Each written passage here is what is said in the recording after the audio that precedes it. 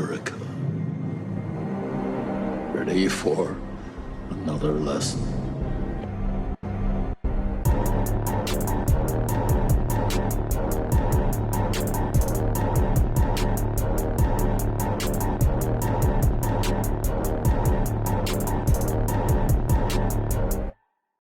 What's up, everybody? Welcome to episode number 12 of Back Row Banter, the casual movie talk podcast. I think that's Casual doesn't. Casual? Casual doesn't. Casual does it. So on today's episode, we have some really sad news today. The passing of Chadwick Boseman. We'll get to that a little later. New to streaming. It's the first week of September. That's what the week we're covering. So you know you got a lot of new stuff coming. And we're gonna get to what we're watching. Hopefully you guys have had some good flicks this week, because I haven't had watched too much. And then our main review is gonna be Pan's Labyrinth. Finally, guys. We had to push it back last week, but we're here. But before we get to any of that, I've been waiting with bated breath. Goddamn. All right. Alrighty then. I guess I'm just not gonna. All right. You know, I'm not even gonna acknowledge that. Just gonna move on. I'm your host, Adam Schwartz. You're a host. Making fun of me over there is my buddy, the Rev. Do you have a new nickname yet? Not yet. Go with not okay. yet. That I'm. Let me know. Of. Keep me posted. Yeah, Keep me posted. I will. I'll keep it in the group chat. It's the Rev, Nathaniel Gingrich. Hello, folks. I've missed you. Hello. I hope you missed me well. I think we missed you, man. Yeah, I missed you. I always miss you guys. Yeah, I definitely missed all you guys. Yeah, for sure. My nearest and dearest friends, and Adam. But that's actually not that way. My apologies. I didn't mean to come across that way. That's how Adam should introduce that. Like, hey, it's your host Adam here, and I'm here with my nearest and dearest friends. Boom, we'll rattle them off. Damn, I see. Adam, you are a close friend here, well. Blake. I see where we stand here. All right, joining me as well is my boss, Cabin Man, Carhartt. We have so many. I think Tyler's racking up some nicknames. He's just piling them on. We're not really getting rid of anymore. But it's the work. It's Tyler, the work. El Trabajo. Yeah, baby. Let's get it. Tyler Vidalis. What's going on? Not much. You know, just chilling. I know, because we talk basically every day. So yeah, we're like best friends. It is very rare for our group chat not to have a message in it during the day. Yeah, we're talking all the time. It's great. Yeah. Love it. Yeah, that's what you get here, folks. Pure unadulterated friendship. Of course. And last but not least, but certainly not least, it is Big Cat Blake himself. What up, Big Cat? What's going on, man? I think you need to change that. You need. You know what? Screw Mr. Water Coolers, bro. It's got to be Big Cat Blake from now on. Big Cat Blake. You got to change. Dude, yeah, I've changed the gamer tag. I might have to, BCB. And I used to like hate cats for a long time, so like probably the last year, and they've grown on me so much. Yeah, man. That's funny as hell, actually. That's funny as hell. Do you have a Big Cat Blake break fact for us? So or are we this taking time, off? I don't want to put you on the spot. I didn't have a fact, man. Not gonna lie to you guys, okay, but that's this fine, one, fine. You know what? I'm gonna do a quick pop quiz. Okay. Okay. So we'll go ahead and brief, right? So we'll make it pretty easy. And I would say, what's because I think this went back to one of the first facts I had. So for you guys, I'm like, what's the difference between the rosettes on a leopard and a jaguar? Does anybody have the answer to that? I remember just re-listening. I think Tyler's gonna know. Yeah, I will know. So if somebody else wants to be my guess. One's got the dot in it, yeah. One has the dot with. Do you know which one? The leopard doesn't have it, right? Or the you're right. No? Yeah, I want to say the jaguar has the dot. Correct. So jaguar has the dot, leopard does not. Correct. Yep. So there you go. Look at that. We learned. We're learning, man. We learn. E-learning. All right. Presented by Back Row Banter. There you go.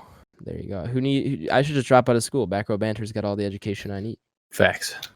I hear you on that, man. You get animal facts and movie facts. Oh yeah. And video game facts. Oh yeah. Sometimes. All right. Well, let's get in the show here. I'm very hesitant to do so. Do you guys want to save the Chadwick Boseman stuff for the end? Right off the dome. Yeah, you gotta address it, man. Rip the Band-Aid off. That's obviously going to be our biggest news story, unfortunately, of the week. Is that Chadwick Boseman passed away of colon cancer at age 43. He passed away, I think it was Friday morning, and it was confirmed later that day. Really, really sad shit. This one hit. I don't know about you guys. This one hit almost as hard, if not harder, than Kobe earlier this year. Because Kobe definitely really hit home for me more than a lot of celebrity passings had before, and then another one like this, it really fucking sucks. Yeah, the only other one to This like year really cannot get affect any me was like Paul Walker, Mm. because like Yeah. Paul Walker got me like into cars, and he was like just like one of those people like Chadwick who like just like did so much for the community and was just like a nice guy. You never read anything bad about him, and for like another person like Bozeman to be blossoming in his career at like this age where we get to see that, he was at the height of his it's career. it's incredible, and it's absolutely devastating to lose someone that we actually see as a hero. Mhm. Yeah. I think one of the craziest things about it for me is that it was announced that he had been diagnosed with colon cancer in 2016. Before he even really joined the Marvel stuff. I mean, I think in 2016 is probably when he started filming Civil War, or at least was around that time. And then Black Panther was 2018. Right. And of course, Endgame and Infinity War and all that. So he went through all these films while battling with this, and So Civil War came out in 2016. So my guess is that it would have been filmed prior to that, Yes. but definitely Black Sure. Panther, and the other ones as well. Infinity War and Endgame. And him battling colon cancer, that didn't come out till he passed. So like that was like a huge shock to people that as was well. that was not publicly known. No, man. This really came out of nowhere. It was really fucking sad to see. Yeah, this was like a tearjerker. This was bad. I'm legit on the verge of tears right now. Not gonna lie to you guys. Like, just talking about this shit. It really sucks. Yeah, it was. Go ahead, Blake. Yeah, it was crazy, man. I mean, that was I fell asleep early that day. I had a super bad headache. I fell asleep like 9:30, and I ended up waking up at like 1:00 in the morning. And like that was like a message from I think it was you guys in our group chat, one of my other group chats, some of my friends too. And it was like fresh out of waking up, I was kind of just like, what the fuck? Like, no way. You know what I mean? Wanted to see but yeah, man, that's super sad. Rest in peace to Chadwick Boseman for sure.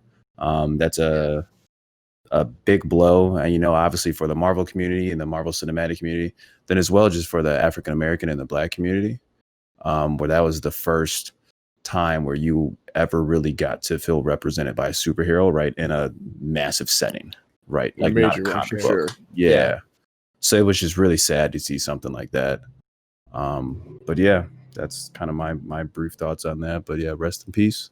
The only benefit of that, or the only good thing is that at least that news came from him and his page and his family, right? And he's got some real ones. That shit didn't leak at all. That's what I'm saying. Yeah, you know how many times you see that. So like with the Kobe Bryant situation, that leaked on like TMZ and his wife and stuff. Yeah, TMZ was the first to report it.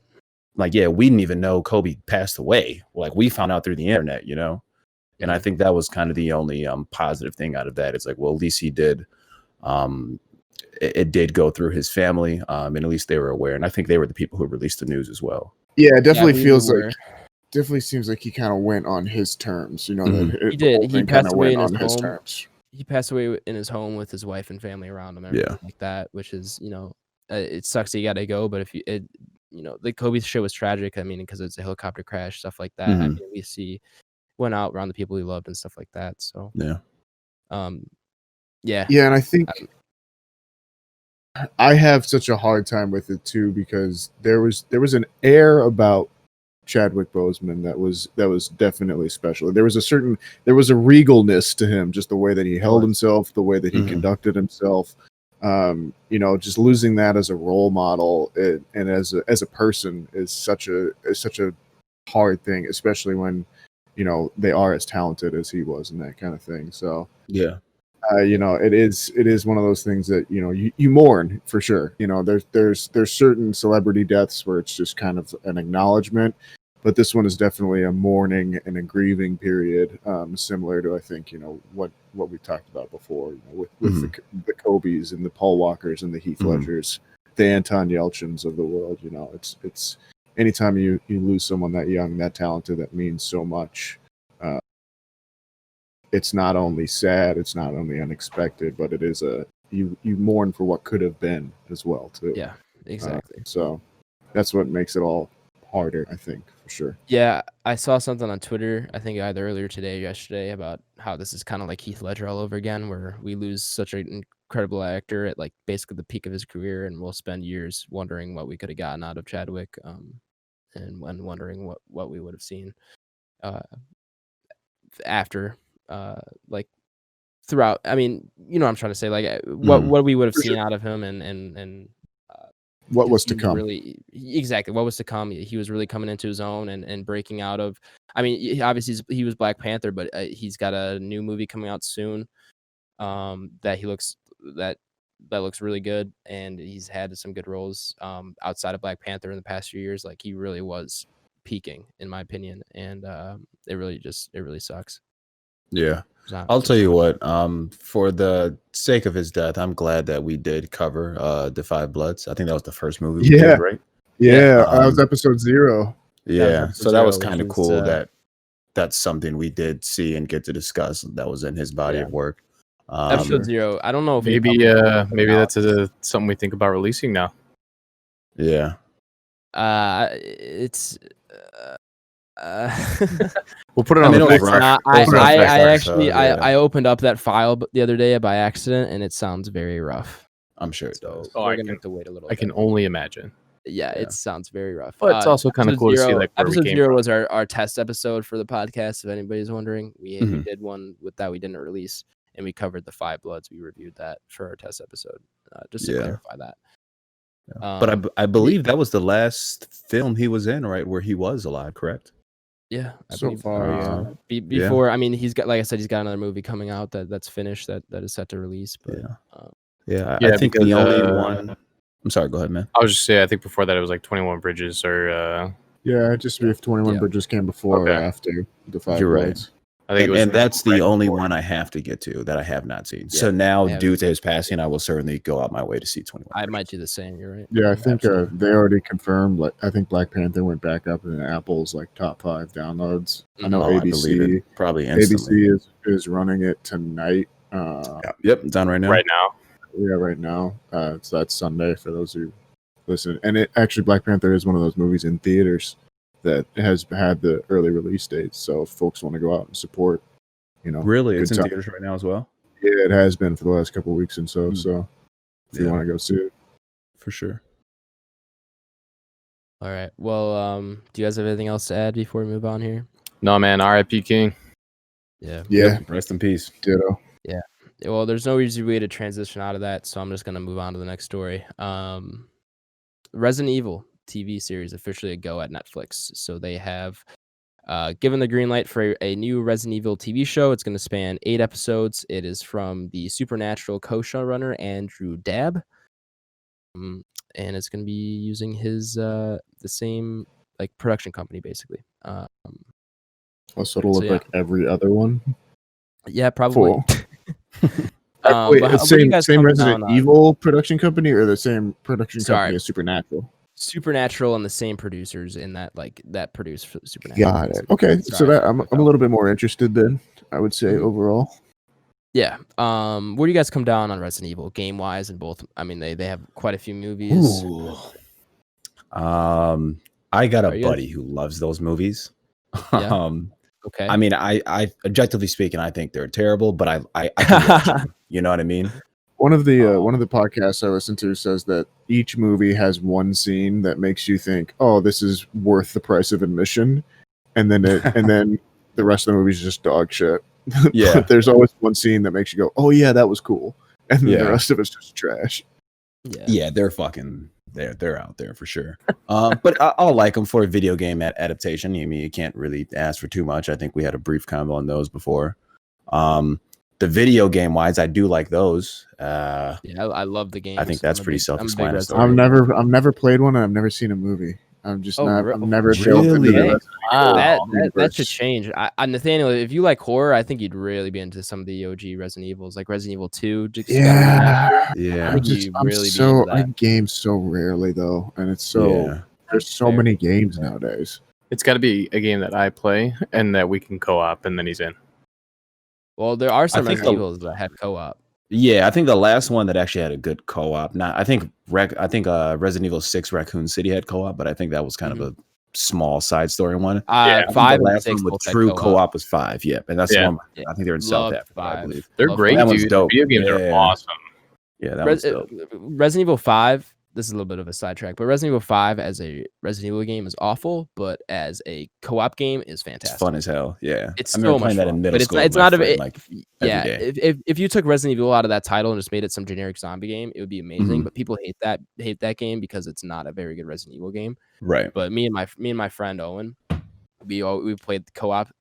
We played co-op for that game when we were in like the 5th grade because he got an Xbox and that was like the only game we both had.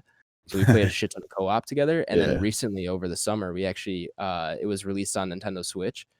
And it was on okay. sale for like Yeah. $6. So we both Yeah. bought it and we would play through the co-op again together. It was so much Oh, fun. that's dope. Yeah. Yeah. But I'll be interested to see where this goes. I think if it's the Supernatural showrunners, I'd be willing to check it out, especially if it's just coming to Netflix for an 8-episode run. Mhm. I'd be interested to see how this turns out. All right. And then moving on, we got a bit of a box office report here. As Tenet and a few other movies are starting to hit theaters. How are we deciding to say it? Tenet? I've it's always Tenet. been Tenet. Is it Tenet? Tenet makes me think of like I'm your Tenet. Right. All right. Tenet. Is that what we're going with? I've heard Tenet, but I think it's Tenet too. But I don't know. It's a silly word. Fun news is we're going to see it on Monday. We are going. Yeah. Yes, sir. you guys are seeing without me. I'm pissed. Tomorrow at 9 p.m. Whose fault is that? I'm gonna. When does it come to international release? Or Probably when is it never. with theaters. I thought they already had a release date for you. No, to it's see. it's next Friday. Is it next Friday? Yeah. I'm looking up right now if there's a theater nearby that I can go see it at. Oh, apparently there is. What's apparently I the can see it runtime on tomorrow. that thing? Oh, would you look at that? I think it's I just know over it. 2. It's 2 hours. Yeah, I figured. Maybe I will. Maybe you know what time are you guys watching it? 9 p.m. Starts at 9. Oh, I could watch it before you guys. Oh, I'm going at 5 p.m. tomorrow. I'm going to spoil it for you guys. Suck Yeah, it. well, we're going to the Dolby Atmos cinema, so I just Well, won't I look don't at need Dolby anything you Atmos to be said. able to spoil it for you guys. So. I'm not talking to you all of tomorrow. But you should go check it out though if you can, for sure. Oh, I definitely am. Yeah. I Yeah. think. I mean, honestly, if I'm able to see it this week and you guys are seeing it tomorrow, we could do this for our next review. That's what I'm saying. So yeah, we might as well knock it out. Yeah, for sure. We might have to do. Actually, we don't have a review plan for next week. Is that what we're doing? Am I gonna have to go see Tenet this week and review it for next? Why not? First movie in theaters we're all seeing. May as You're well. also COVID positive, you dumbass. Oh yeah. I totally won't be able to forgot about leave. that. Fuck, I forgot about that too. Hilarious. Isn't it crazy how like that's What a a real thing though? bomb. Somebody, well, wait a minute, you can't do that because I can't do and everyone's that. like, dude, I totally forgot about that shit. I mean, Like you know, I'll that's wear a today's mask. society. It's fine. Fuck. I would get everybody infected. All right, let's not say that. I would just accidentally leave and then I'd be like, oh yeah, fuck. Yeah, we'll have to figure out. We're gonna have to figure out what we're reviewing for next week because we actually. Do you Adam, want like we'll just Adam, go as a bubble boy. Go as a bubble boy. It'd be so funny. It's in handicap seating. Yeah, do a bubble boy. This would be fun. Could do the handy. Do you want like we'll just we'll like live stream you in on like our phone? Ooh, yeah. Do that. Bootleg. Yeah. I know. You got I know people Chris standing Nolan up really wanted walking me to past see it in the the fucking theater, but screen. I'll just fucking hold up my phone and just be like, "Oh my god!" Put headphones in. It's Dolby And then Atmos theater. It'll just Yeah. rip. Tyler will be eating popcorn, and then I just can't even hear the movie. And at one point, he'll cover the fucking microphone on his phone by accident. I'll just It'll get a be whole great. tripod set up. Oh, there you go. Yeah, that's not inconspicuous at all. All right. Collapsible. But yeah, Tenet has already reached 53 million plus internationally, and then New Mutants has also hit about 8 million plus in its debut as well. New Man, Mutants. being color me surprised X-Men. that film is actually coming out. Yeah, I did not think it was. New Mutants, for those who do not know, it's an X-Men spin-off kind of thing. It was originally supposed to be released in 2018.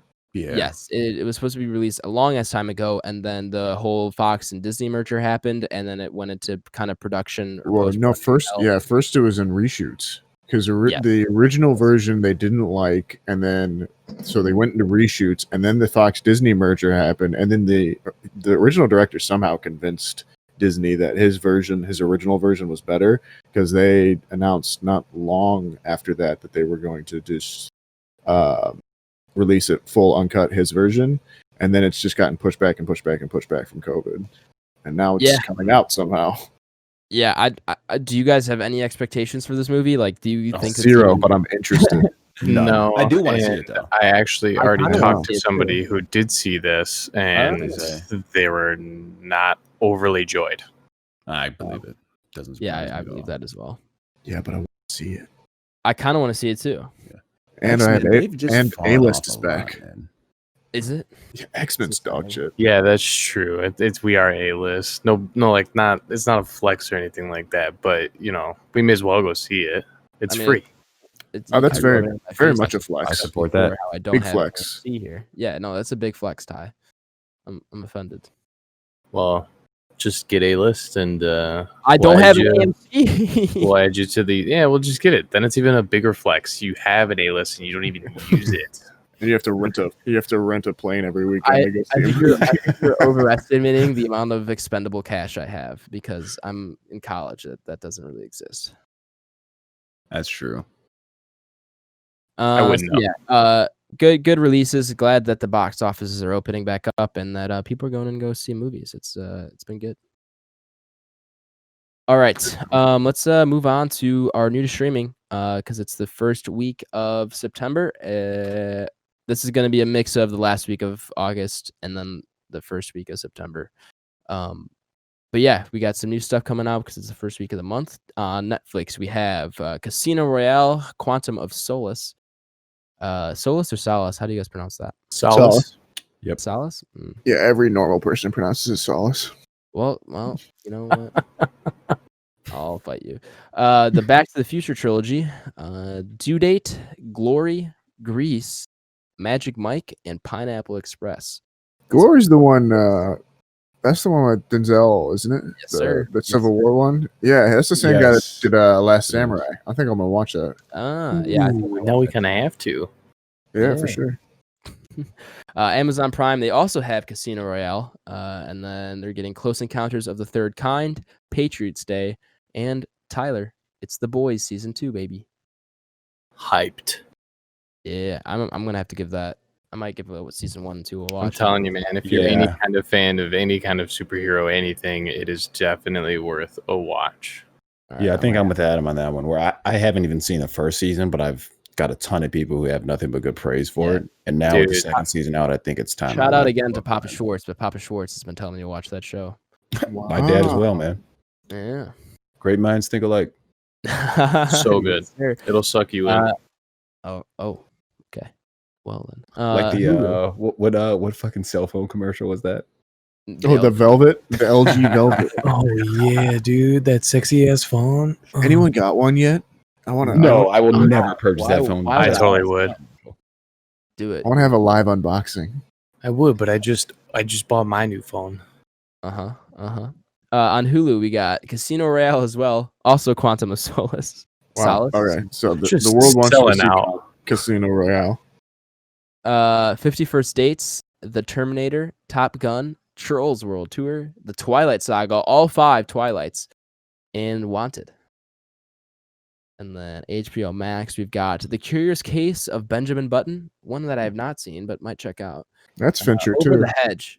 Over the Hedge. Have you guys seen Over the Hedge? I I haven't seen Over the Hedge. love Over the That's a Hedge. good movie. Love Over the Hedge. Yeah. Yeah, I have a weird obsession with turtles Ooh. and squirrels, and I believe there's And turtles and cats. squirrels in that movie. Blake, I think you really just missed a trick going into the world of finance. Why are you not some sort of animal? I don't know, dude. I wanted to be a veterinarian when I was little. That was like my first. Like when I grew up, I want to be a veterinarian. Mhm. It's And not then too- I was like terrified of like insects, and I think that just kind of skewed me off. Alrighty then. But I Over the Hedge, honestly, great though, movie. like, Though. I fucking love it. hindsight, I've never seen a veterinarian for insects. Yeah, not too many Probably insect veterinarians out there. Yeah, I think that was kind of my younger self. Like, well, I don't know, man. But man, Uh, that Age was a dark 4, time. you're having financial conversations with these. Oh well, insurance is a lot more stability, but veterinarian. And then HBO Max is also getting Prometheus and V for Vendetta. And then Disney Plus is Mulan is coming. Maybe. V for Vendetta. I haven't seen that actually. I need to watch that. You've never seen that? I've seen I've that. not. It's good. Oh man, that is good. Yeah. And then Disney Plus Mulan's coming. You have to pay $30 for that though. And then the Wolverine is also coming to Disney Plus. I'm excited That's for the Mulan. Wolverine's the 2013 one. Yeah, it's right? Not, it's not Yeah. very good. I remember No, seeing it's that one, not. I think. remember seeing that. Yeah, it's pretty bad. Yeah, Nathaniel and I have agreed that we are going to buy Mulan and then charge people at the door for it until we just start making bank. That sounds like a good plan. 10 people at a time, dude. That's $50 a showing.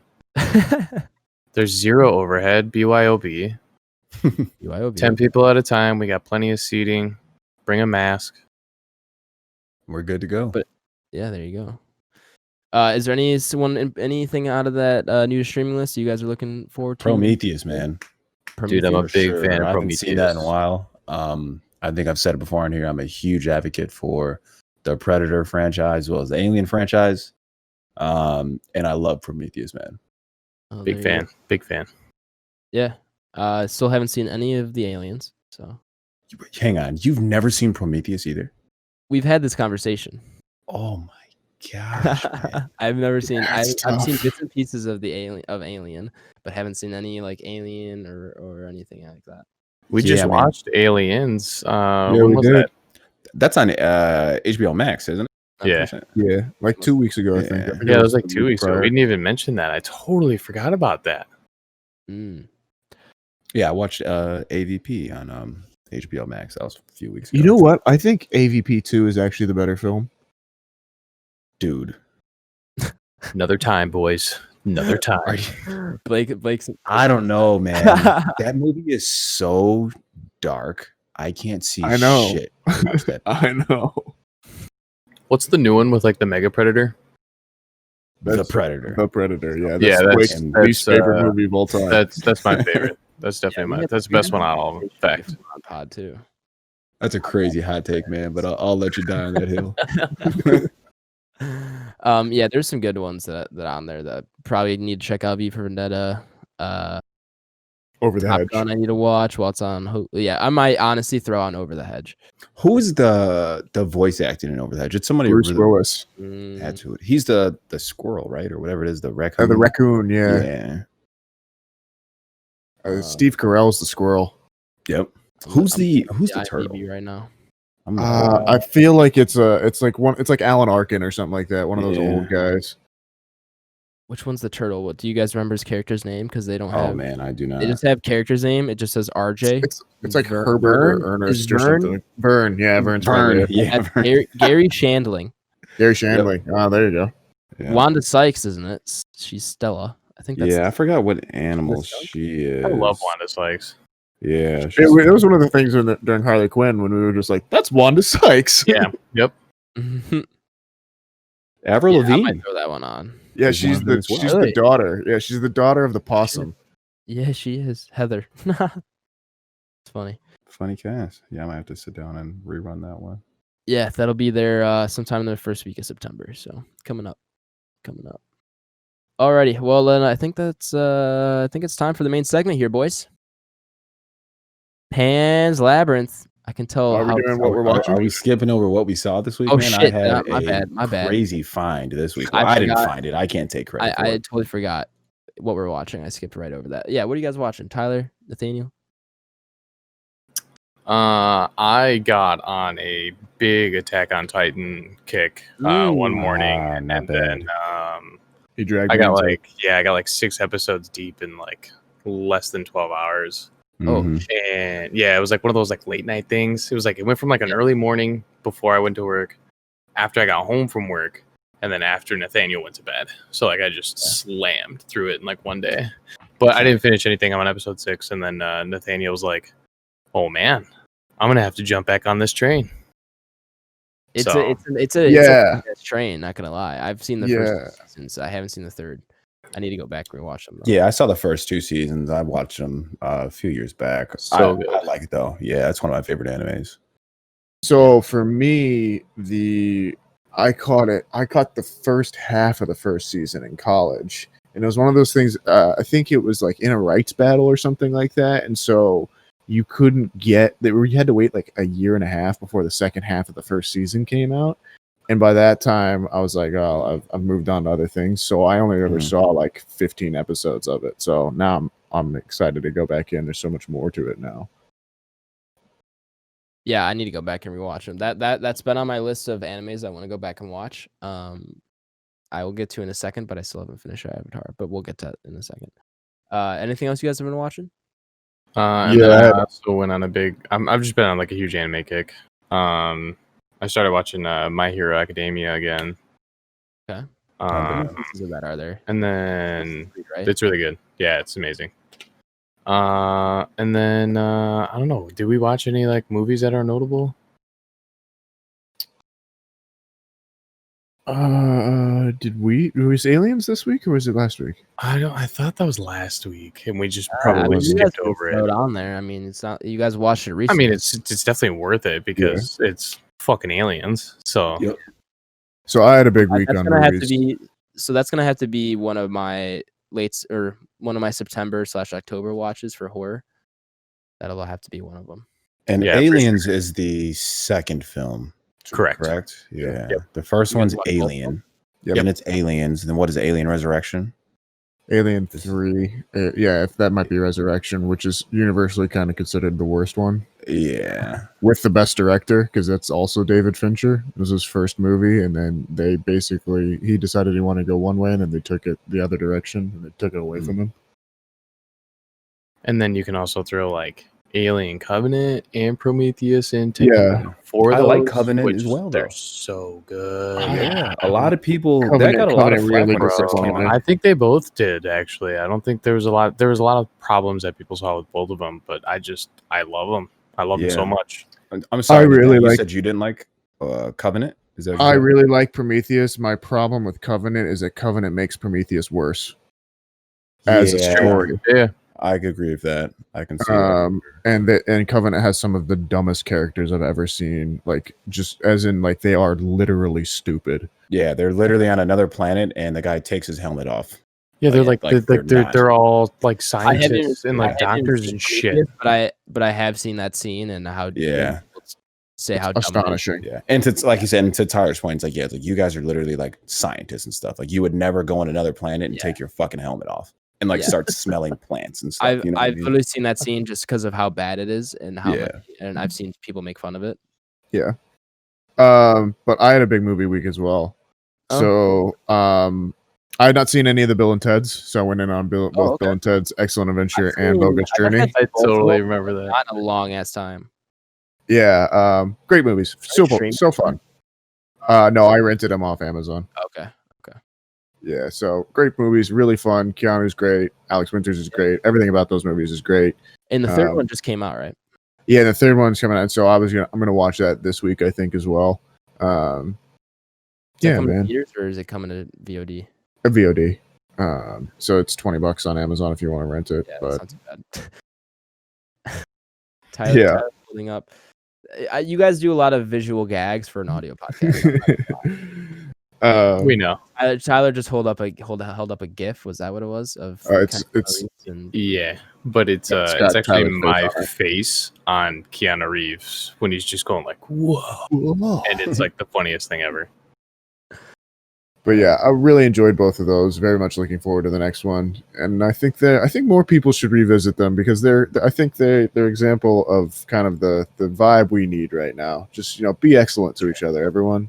Yeah. Be excellent to each Yeah, other. we decided that this was going to be our campaign slogan for mine and Nathaniel's running, and we're actually going to be running for co-presidency. For sure. And we do everything as a co-interview, just like in Step Brothers. You guys got my vote. I'll tell you Thanks, that. man. Let's go. I'm not sold. I need to hear your campaign promises and your platform. I'll come at a later date. This Deal. is already going to be long enough. I'm not sold. Like I'm not bashing you guys, but Just in case you're wondering, we need a campaign manager. So I'm available. Once I'm COVID clear, I'm all yours. So yeah, I also watched a couple other movies too. It's fall. I've declared it fall. I don't know if anyone else has realized that yet, but I actually stood It's out coming up. on the porch and Carolia just it was hates fall. you. Did you Yeah, well. did you pull Michael Scott and declare bankruptcy? I did. Yeah, I said everything dies, and I repotted a plant, and I said it's fall now.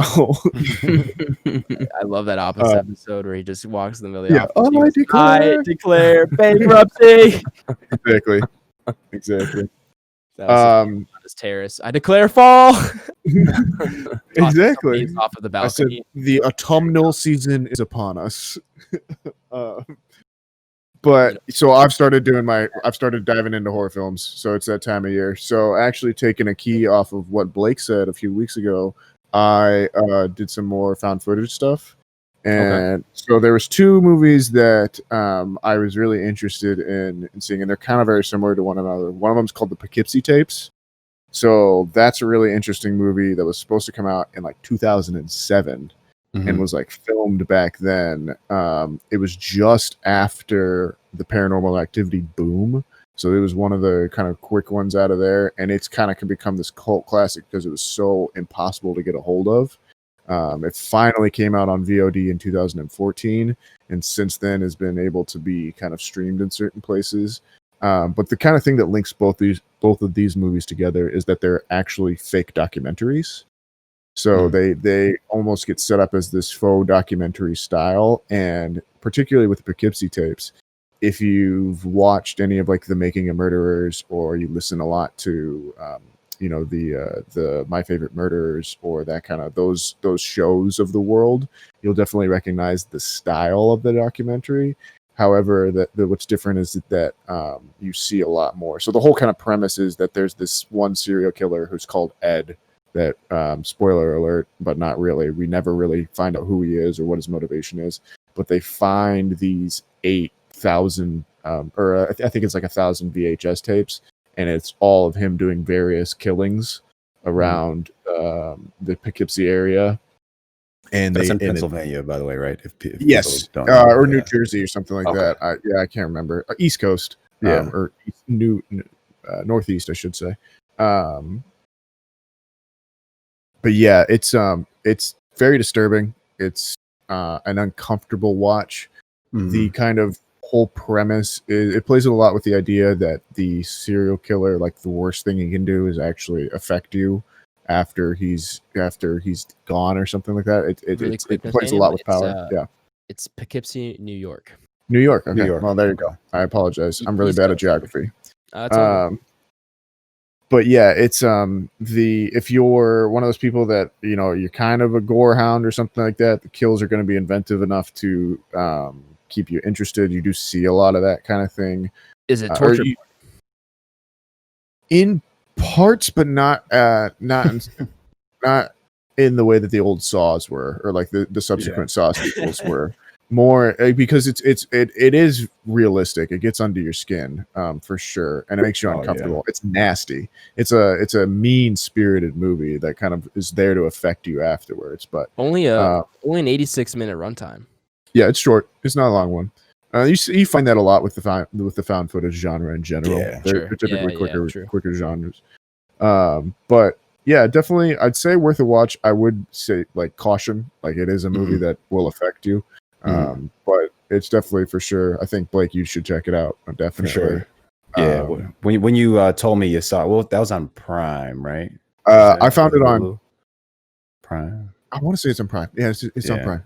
Yeah. But when you told me you found it, I was like, yeah, that's something I got to get to. I've always heard of that. Obviously, it's kind of been like on the back burners. It's like a super cult classic.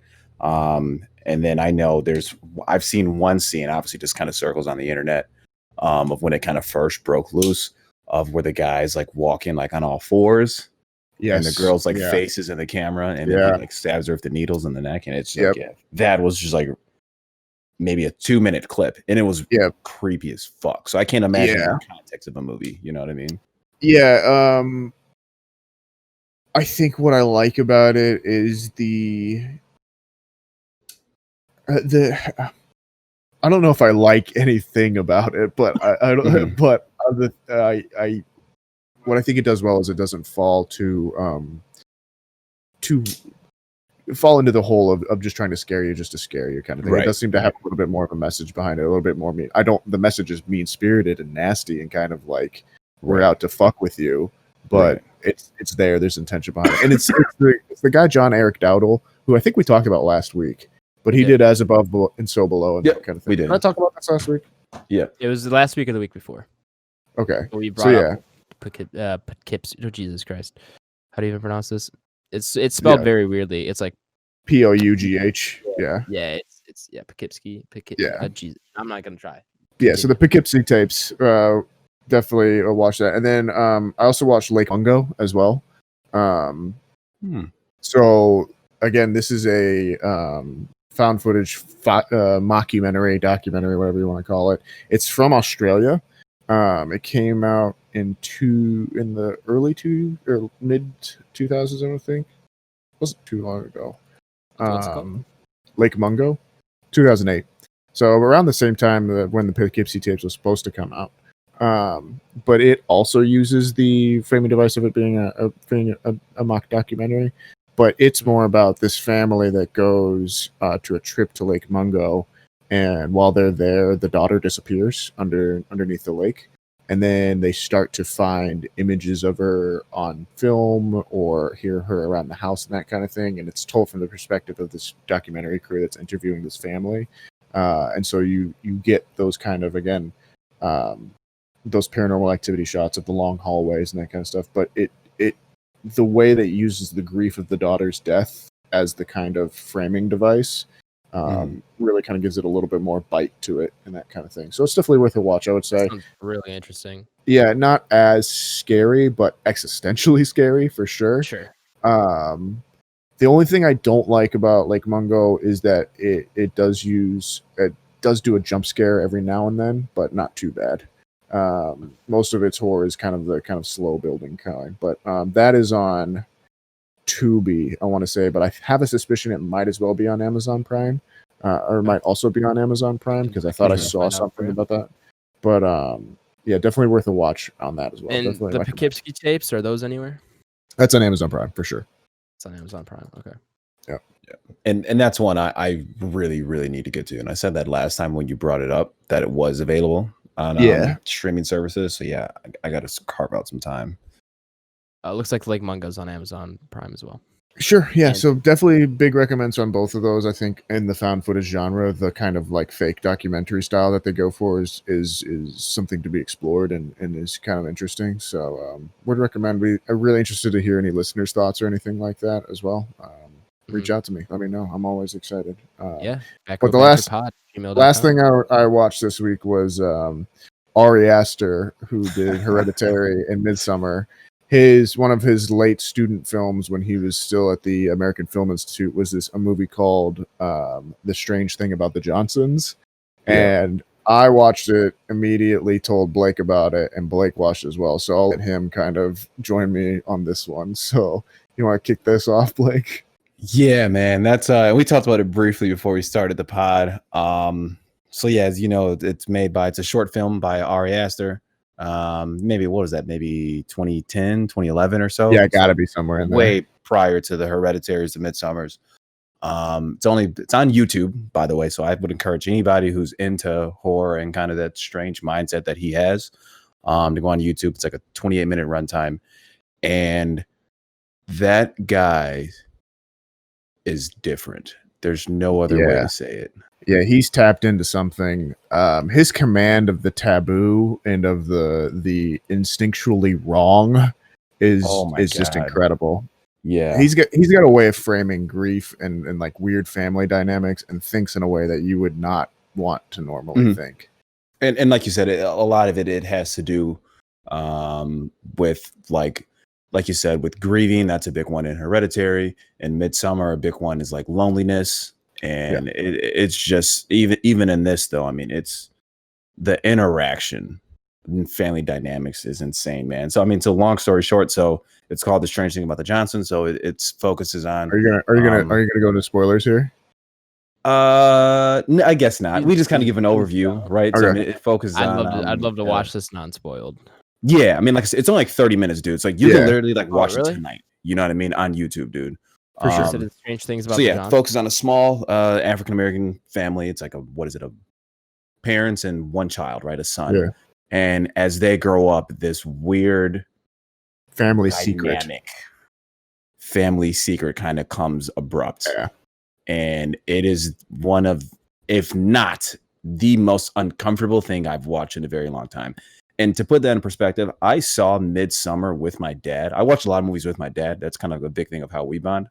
And I saw Midsummer with my dad in theaters on release date. And that was one of the most uncomfortable viewings I've ever been in, because that movie is really bizarre. Specifically the orgy scene. And this movie, luckily I did not watch it with my dad. But I don't even feel comfortable telling my dad to go watch it. Like, that's how uncomfortable this movie is. Yeah, it's not only the subject matter, but there's one particular scene that it follows that simple age-old rule that what you don't see is always scarier than what you do see. Mm-hmm. And he photographs it by focusing on a different character rather than what the action is happening. Mm-hmm. And it's so horrifying.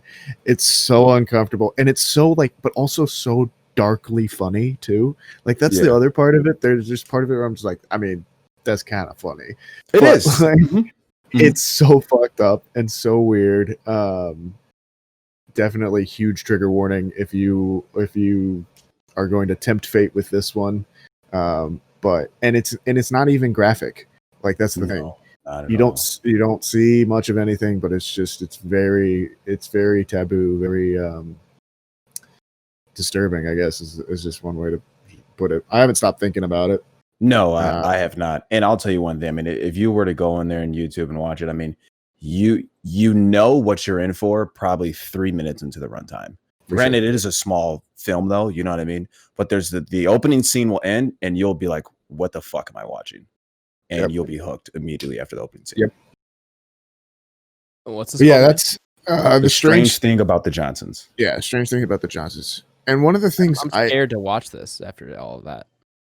It's not scary though, you know what I mean? I guess that's subjective though, because no, I'm not saying that that I'd be scared. I'm just saying, like, you guys made it sound like I'm gonna get like mind fucked.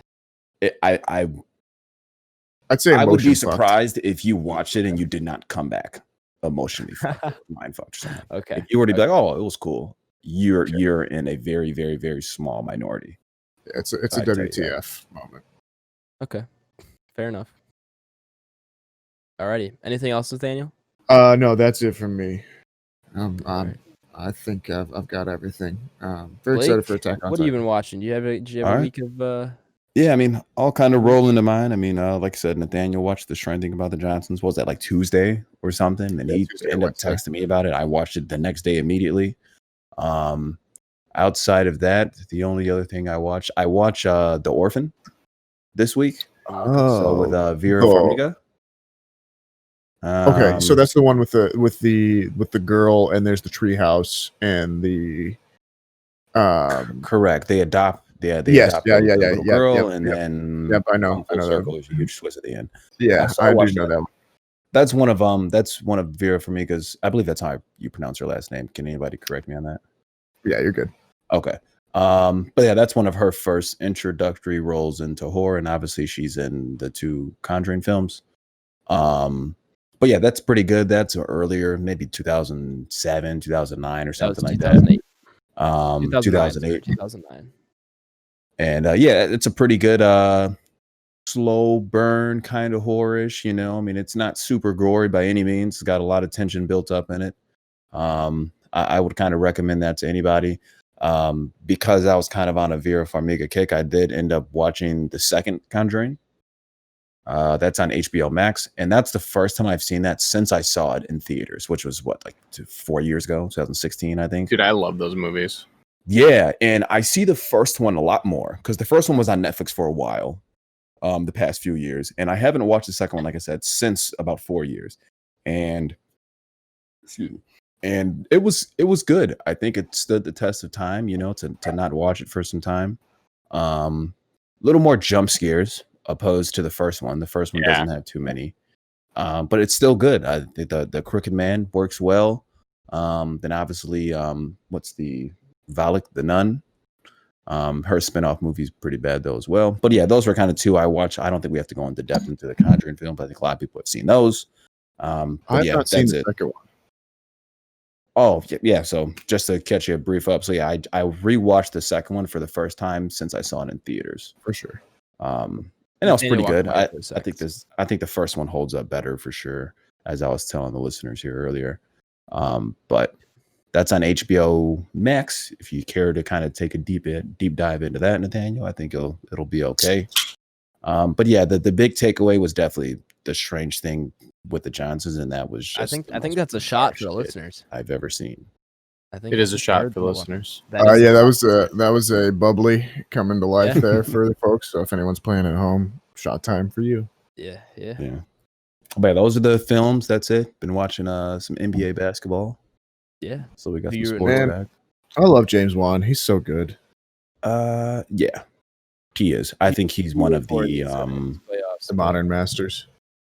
correct. So yeah, so in terms of Nathaniel saying, I think he's one of the modern masters. Him, there's your RES, there's your Mike Flanagan's. For sure. I don't know if I would put him above them, but I think give some more thought to that answer. You know what I mean? That's just I think his track record's enough that he's done enough. I think Astor's the one that's closest. But Yeah. Blake, who are you rooting for in these playoffs? Who you think is going to win? I mean, for right now, man, I feel like you gotta go with the Lakers just off the strength of the Kobe Bryant passing earlier. You know what I mean? In the year, it would be cool to see the Lakers bring home a championship. So that's kind of where I'm hoping to see. You know what I mean? Outside of that, though, but I'm a pretty big basketball guy.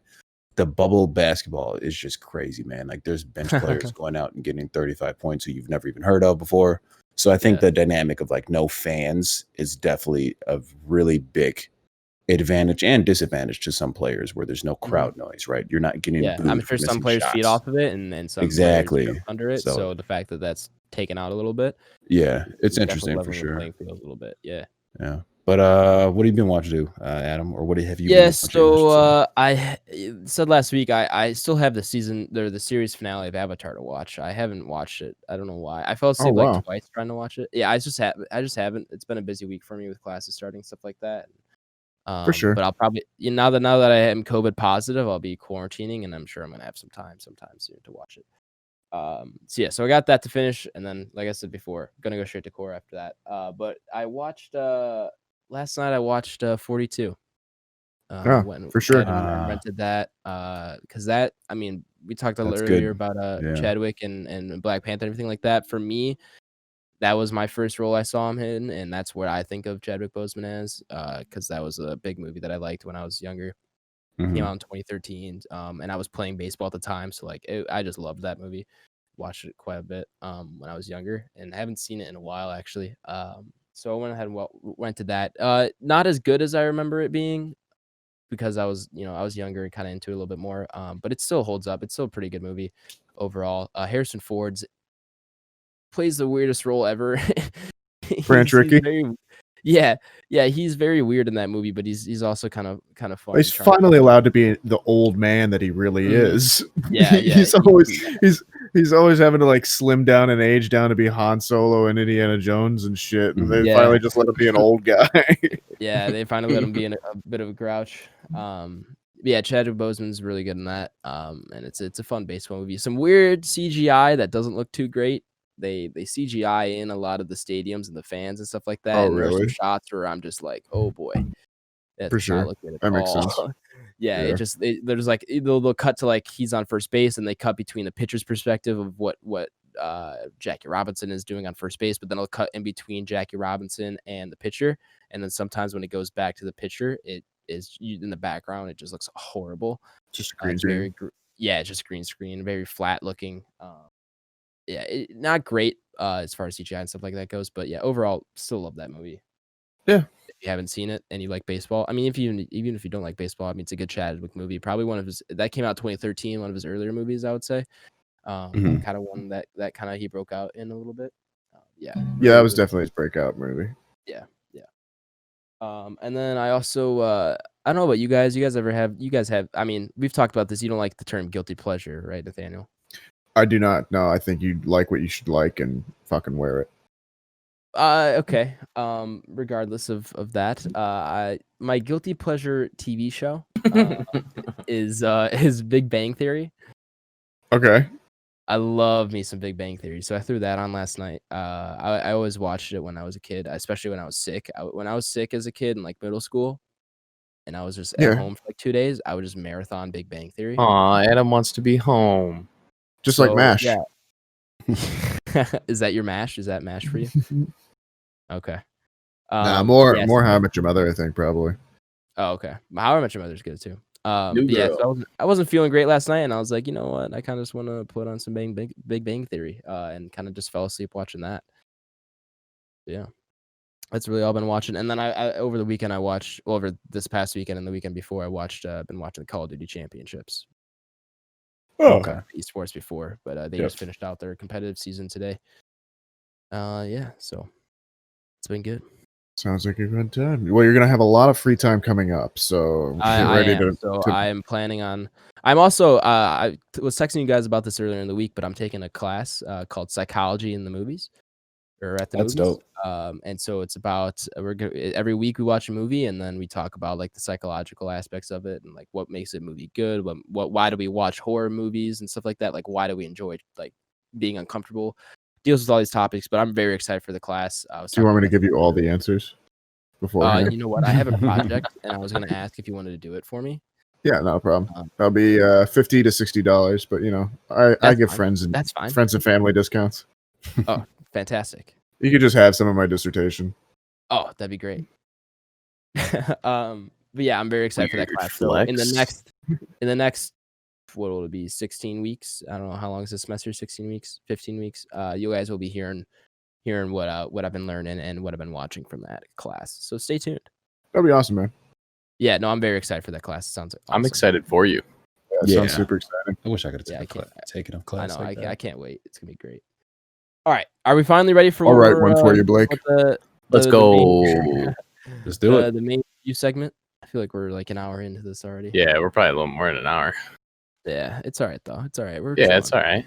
Hope you're still here. Keep on listening. Otherwise, I'm sure there's a timestamp. Yeah, timestamps. All right. Pan's Labyrinth. Nathaniel, you want to give them the rundown of our main review segment? I sure will. So here at Back Row Banter, we do our review. We break it down into a little bit of different segments here. What's going to start off is I'm going to introduce the movie, talk to you a little about who's in it and who directed it, that kind of thing, give you a little background. Then we're going to give you just a non-spoiler plot summary straight off IMDb. They are notoriously short and kind of funny, so be excited for that. Then we'll give our first reactions, recommendations. We'll break it down. Hey, are you going to recommend this movie to one of your buddies, or are you not? Got to be a yes or no. And then from that point on, it's going to be spoilers. There's going to be a, what did we just say? Time codes. There'll be time codes in there for you. Yep. And then everything after that will be spoiler free. We'll go, I said spoiler not free, spoiler expensive. Spoiler expensive. Spoiler heavy.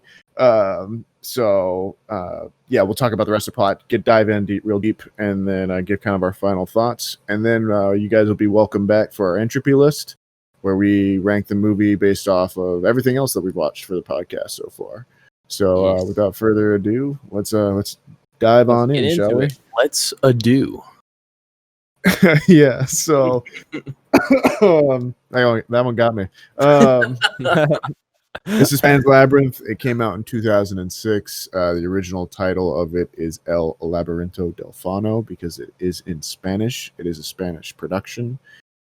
Which I believe I'm not an expert in Spanish. Did not even take it, but I believe that means the Labyrinth of the Faun. You are correct. Because it is actually a common misconception that Pan is in this film. Pan is not in this film. It is actually a faun. It's just a faun.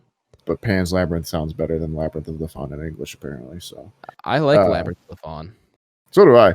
Oh, but yeah, agreed. So it's written and directed by Guillermo del Toro. If you guys don't know who he is, he's probably one of my favorite directors working currently. I think he's one of the better directors working currently. I'll get into that in a little bit on kind of what he does that I think sets him a little bit apart. But he's from Mexico. He won a Best Picture Oscar a few years ago for Shape of Water.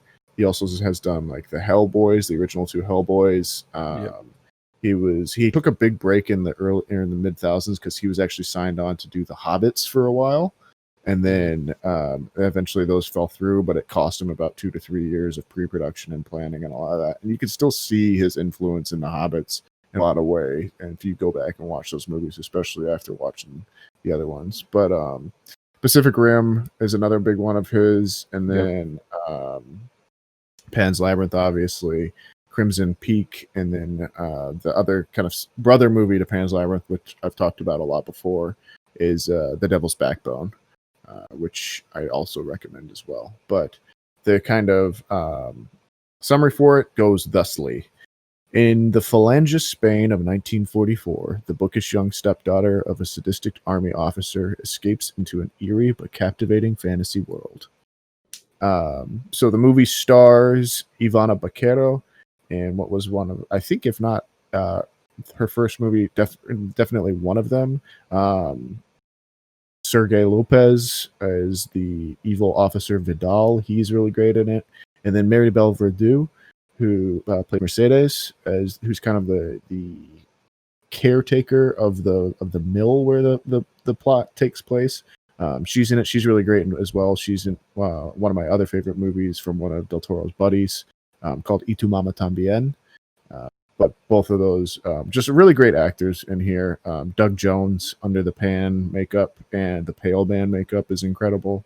But yeah, so guys, first thoughts, recommendations, or first thoughts, I should say. What are we all feeling? Obviously, this is on my list of my top 10, so you're going to know where I kind of am. Tyler, I think it's there as well, but you want to take it over? Also on my top 10. This we'll obviously get way deeper into this, but it's shot very smart. The makeup and styling of it that I think Guillermo is very famous for. Incredible. It just like captures you right away. And even though this really wasn't like that long ago, I don't know why, but it just made me feel like a little kid, and I was kind of like in that fantasy world, and they just do a really good job at kind of getting you involved with it. I love the story factor of it. It's kind of like a fairy tale, but you can be like much older and still feel that way. And it's captivating. I love it. The Spanish factor is great, even though some people don't like to read subtitles. Get over it. It's worth it. So yeah, I'm all in. Yeah, I'll follow up with that. I mean, what's the quick answer? I mean, do you like it? Do you recommend it? Absolutely. The first time I saw this, I think I mentioned it before, was in my Spanish class, maybe my freshman year of high school. It's like 2009. And I just remember it being one of the more interesting movies you see in school. You know, like I saw this and I was kind of like, oh, this is like super cool.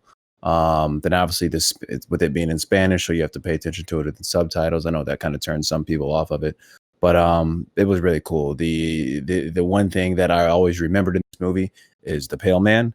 And then when I rewatched it again, I was like, oh, that scene's just as cool as I originally thought it was. Yeah. Literally 10 years ago, 11 years ago. You know what I mean? Yeah, it's great. So it holds up for sure. I'd recommend it to 100%. It's on Netflix, by the way. So you should definitely go on there. And if you got 2 hours to carve out, I think you'll enjoy it. I guess that leaves me in my little humble opinion of not seeing it before.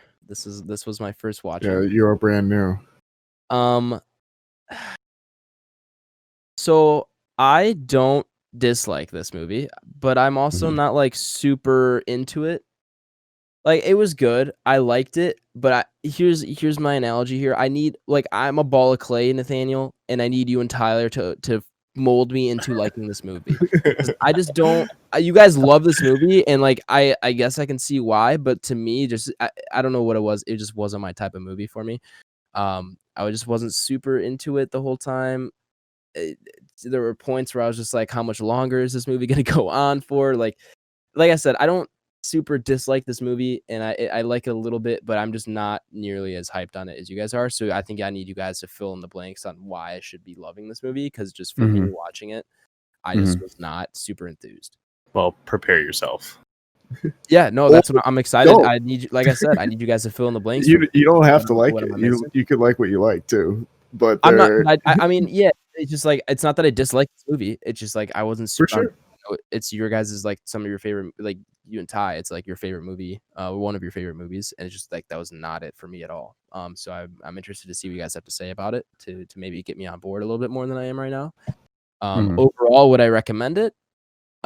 Sure. Yeah, I think it was a fun watch. And especially if you like that kind of stuff, it just, like I said, it just probably wasn't for me, but it's on Netflix. And if you like the kind of fantasy stuff, if you like Guillermo del Toro, then I think it's definitely worth a watch for sure. Yeah. So if we're going around, I think that's all four of us recommend it, the binary ones and zeros then. Yeah. Tyler and Nathaniel definitely do, and Blake just said he did. So yeah, I think that's going to be an all-around recommend for us. And if any listeners, if any listeners don't like it, it's okay. I'll still like you, but it's it's one of those things. Especially I think I give people a little bit more leeway, especially with it being a foreign language film. Sometimes it's just not going to be your thing. So, like I said, that'll turn a lot of people off. For sure. The subtitles. I think Tyler said that the subtitles part as well. And I just want to clarify that wasn't it. No, and I'm not saying that it was. Yeah. No. I just wanted to say that wasn't what turned me off about this movie. Yeah, that wasn't part of it. But yeah, I don't ever want to make anyone feel like they can't like a movie or not like a movie just because I say so. So everyone like what you like and enjoy it, and just be excellent to each other, man. Be excellent to each other, man. Alrighty. All right. Let's go ahead and go into we're gonna go into spoilers. So if you do not want to be spoiled for this movie, go ahead and check the description for the episode. I will have posted the timestamp for where you should skip to. You will be going directly to our entropy list where we rank it. But for spoilers from here on out. So Nathaniel, why don't you give us a little bit of the rest of the plot? Yeah, so if you've never seen Pan's Labyrinth before and you're still listening, welcome. You're a brave soul, but welcome. The plot basically revolves around Ophelia, who is the stepdaughter of the evil captain. I want to say he is Vidal, basically. Her mom has just recently remarried to the captain. She's pregnant with Ophelia's younger brother. The whole family is moving to this mill, which is the setting of the story for the most part, and it is in post-Civil War Spain, I should say. And that is important to know that it is post-Civil War. So at this point, the Republican government, which was democratically elected and communist, has been overthrown by the conservative right-wing authoritarian party known as the Francoist Party. So the rebels in this are actually left-leaning Republicans, and the villains in this are the conservative authoritarian government, basically. But under that backdrop, Ophelia is introduced to the Faun, who lives in the Labyrinth, which is near the mill. And it's kind of depicted as this old nature world. And the Faun tells Ophelia that she is actually the queen of the underworld, and that she has to complete 3 tasks before she can retain her queendom, or regain her queendom, I should say, regain her immortality, and join and rule her father in the underworld. And so the bulk of the film is basically the interweaving of these two storylines between Ophelia's fantastical journey and the realistic last dregs of the Civil War that's going on. Vidal is there to hunt down the last rebels of this Civil War camp. So you kind of have these interwoven storylines going on, and it all culminates in one thing, obviously. But you have the fantasy and the real world, and they're very tightly interwoven together. But yeah, that's kind of the basic storyline outline plot points. Again, if you have still listened to this far, anything's game at this point. But in the end, it does end with Ophelia's demise, in the real world and her moving on to the spirit world later on. So kind of leaving you with the question of how much of it was real, how much of it was fantasy is up to you, and does continue on after that. So yeah, that's the kind of basic outline on there. I'll let you guys kind of dive into your deep thoughts, and I'll throw mine in obviously as we go. So Ty, you Yeah. No, I mean, I don't know if I want to go. I want to kind of see what these guys have to say about it, and then kind of like, interject where we can, and because obviously you and I are going to have the most to say about this. Right. sure. Fair enough. Yeah, Blake, why Adam, don't do you you go kind of okay? Fair. I'll you can go first. I like it though. The big thing that I like about it is that it has a good blend of kind of that fantasy, and I think part of it, that's what took me back to. I think like Tyler said, you kind of feel like a kid watching it. It's got a lot of fantasy elements to it. She has those like fairies. I don't know if they had a different term for her that. She calls them fairies. Around. Okay, yeah, and that kind of help her, and it's cool. I do think that the time period it's in is also interesting as well. So I think the movie has a lot of things going forward and vastly different avenues for people to support it. Right. So rather, if you're into fantasy, you're kind of getting some of that. If you're into movies with a historical context, you're getting some of that as well. And I think those things kind of play well. Like I said, my favorite scene for sure is the Pale Man scene, without a doubt. I don't know if that's how you guys feel, but that's my number one scene. Like I said, and that's the one where as soon as I saw it, it immediately took me back to like being a freshman sitting in my Spanish class watching this movie. And go ahead, bro. No, that's the scene that I think just most people, when they think of this movie, that's almost they think of both the fawn and then they think of that scene. It's kind of become the more famous of the famous moment of the movie, and it doesn't even have that much to do with the rest of the plot, but it's just such a well pitched scene, and Del Toro exhibits a control of the elements of horror. He has it makes it very clear that he has a mastery of horror in just this one little moment. So yeah, go ahead. I'm sorry. No worries. Feel free. Like I said, you probably have more to speak about it than I do, or more to say about the movie than I do. But yeah, that's one of my favorite scenes on there. I do like I always mess this word up. So was it the ambiguity? Is that how you pronounce that? Yeah, where of the ending, right? Where, like you said, you don't necessarily know if it's a fairy tale, is it a fantasy, is it like what's going on? And I think we've already said that on the podcast a lot, where movies that kind of have those endings that have talking points end up becoming better films in the long run, right? Of something that's like, hey, this is point A, my characters are working to get to point B, and that's the end of the film. Yeah, and I mean, the movie starts, you realize afterwards the movie starts with Ophelia's death. The first shot of the movie is again the blood coming from out of her nose, running in reverse up into her nose, and then it kind of, this camera spins away from it, and then you don't revisit that moment until the end. And it has this really nice cyclical writing style to it, and it ends where it begins as well. Which is the best part about it being in a labyrinth. Yeah, exactly. Yeah. But yeah, that's kind of my brief thoughts on it. I mean, I don't have a long in-depth like analysis of it, but I do like it. I would certainly recommend it.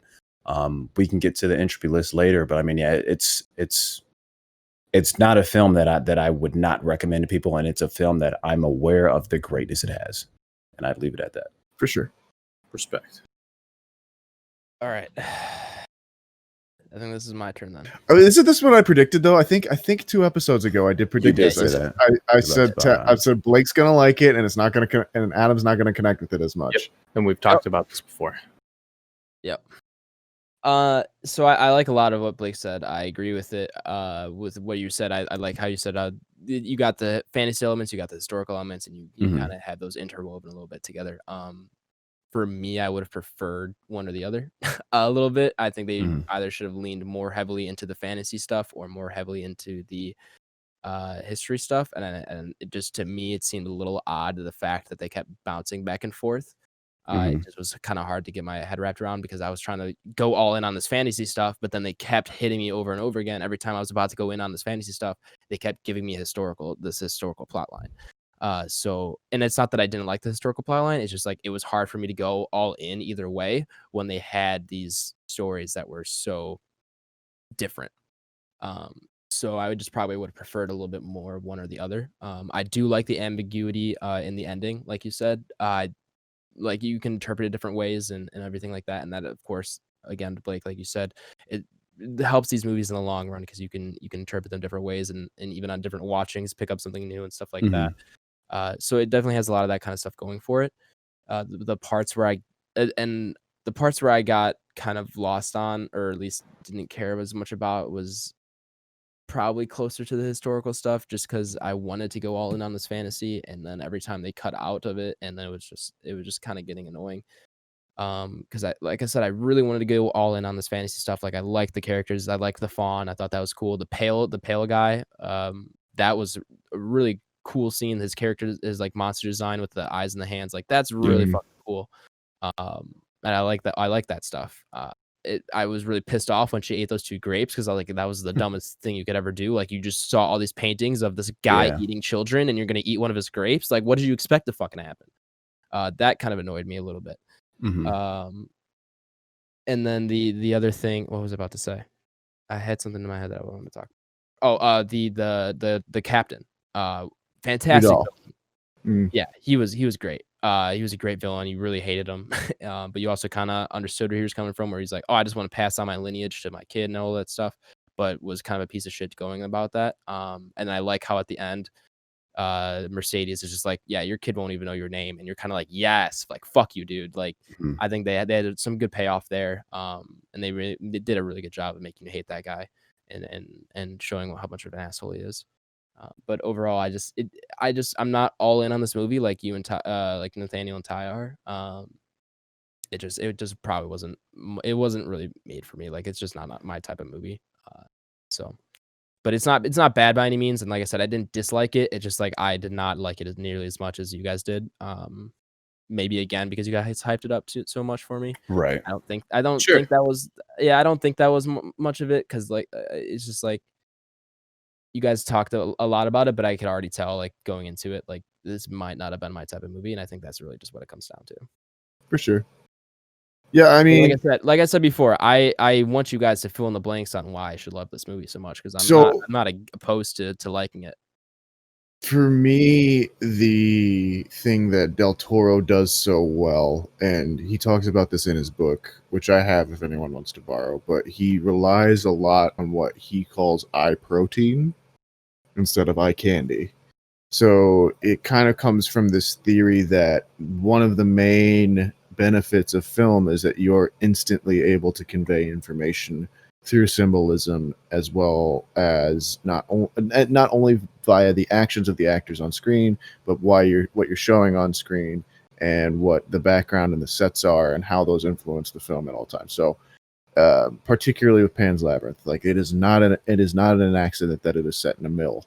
You notice the Vidal, the captain, who is obsessed with time and obsessed with this watch. He's constantly in these rooms that have these giant gears in the background. You understand that there's always something in the shot that Del Toro does that propels the film forward. So his use of sets, he comes from a set background and from an artistry background. So a lot of times you'll notice his shots are framed with as much of the set in the shot as possible, which really gives it a sense of space and a sense of character to the film beyond just what the actors are bringing into it. That's really where I feel like his mastery of the medium is, and where he's using every bit of film to convey his message. So, and then you go back into things of the way that the film presents its information. Like, for example, you brought up earlier the fact that you don't feel like the movie marries the realistic aspects and the fantasy aspects with it, which it's not. This film is not two different stories. It's one story. You know, the frog that she goes and fights in the the tree is easily representative of the new culture that has come in. The Francoist regime has come in and become bloated on everything that they can find, and now has to be literally uprooted from the ground, and so that the tree can come back and the land can return to healthiness. You have things such as when she goes to see the Pale Man. The reason she takes the grapes is because she's been sent home without dinner. She hasn't eaten in 24 hours. So now she's sat there with this magnificent spread, and she does what children do. She breaks the rules. It never allows the character to act outside of what a child would do, while also giving her the story and reinforcing the way that war makes children grow up far before their time. So I think the tightness of the script, the way that Del Toro weaves those different filmic elements together, really speak on. I kind of went on a tangent there a little bit, but for me, what always sets him apart is how it's clear he thinks about each shot and thinks about the film as a whole, rather than assembling it piece by piece and just seeing what's there at the end. I agree on that 100%. I think I'll go more into the way that it's shot in particular between the two. They're very smooth cuts, and there's a lot of black screens between fantasy and the real world. And it's just shot in a way to where the black screens are in there between fantasy and the real world, and then the smooth cuts are in there when you're still going from real to real and fantasy to fantasy. So it's shot in such a smart way that it, no matter which realm you're in, it's progressing the story further and further each time. You don't feel like you stopped in the real world and you immediately pick up where you left off. She's already done something in the fantasy world, and it translates into the real world, and it really just kind of ties it all in, and it makes you wonder at the end of the movie if it's more like a real thing or if it's just all in her head and she's just kind of going through this fantasy book. And at the end, it kind of shows that, because Captain Vidal, he's in the labyrinth with her and he can't see the fawn. Right. And this is the first time that we're seeing somebody from the real world interact with this fantasy world besides Ophelia. But then there's another scene where she's feeding this root under her mom's bed. And then it comes alive while the mom's holding it. And then she throws it in the fire. So it does this really smart thing of just progressing itself forward no matter what side you're in. And it drives the movie the whole time. I love it. I think it's so smart. It's a very female film. I will say, after literally just about 4 minutes of listening to both of you guys talk about this, I already like the movie more. This is exactly what I needed. But yeah, I agree with everything you guys have been saying, and the more I think back on it, I've started to like this movie more just by you guys talking about it for a few minutes. And sometimes that's what you need, though. We're 100%. That's what I said. That's what I wanted you guys to do. And when I was finishing watching this movie, I'm like, there's something I'm missing about this. There's because you guys like it so much that there's something I gotta be missing.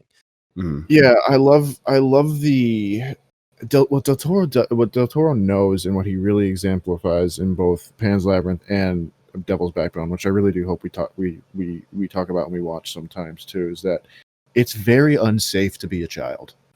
And we all just kind of assume that it is, that being a child means you're going to be protected by your parents, or you're going to be protected by someone's going to care for you and someone's going to do that. But there's everyday dangers. And I remember clearly the first time where I got away with something where I was like, well, if that had gone wrong, I would have been done.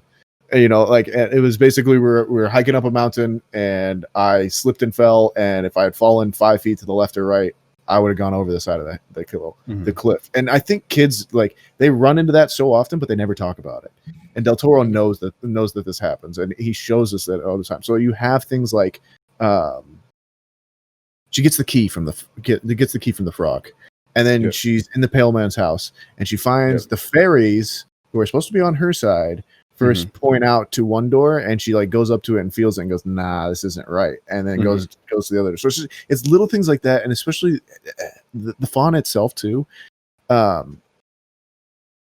He's this representative of nature, but he's this this nature that is the unforgiving nature, the mean, the wild nature, you know.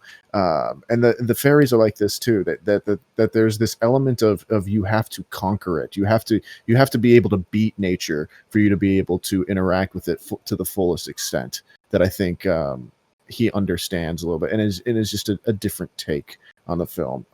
I made some new notes on it of just like things I noticed on my watching this time, particularly his use of light. It's a very high contrast film. So there he shoots, and particularly in the fantasy, when you're in the fantasy world, the colors are a lot warmer than when you are in the real world, where the colors are a lot colder. But the fantasy world is it's always bathed in this kind of ethereal light, and it's very kind of warm and, again, feminine, gold, kind of glowing feelings to it. That you don't, and I reference the old masters of painting, because I really feel like that's what he has. He has those great shadows in the rooms, which in contrast with his really bright, warm light, which really gives everything this just kind of very, not just warm, again, that kind of old Renaissance painterly quality to it. Yeah, no, as you say that, like, I 100% agree. The fantasy stuff definitely has a little bit more of that painter's aspect, or whatever you want to call it. Yeah, and I mean, and like I said earlier, it is a very feminine film. So you have these kind of motifs, particularly of womb and that kind of thing. The shape of the fawn's head is very kind of representative of the reproductive tract, I guess, of the female human anatomy. You see that reflected in the tree. At one point, Ophelia opens the book, and it blossoms out as her mom starts to die. Vidal is particularly afraid of women. It is a woman who defeats him in the end. It's also a woman he literally can't see, or can never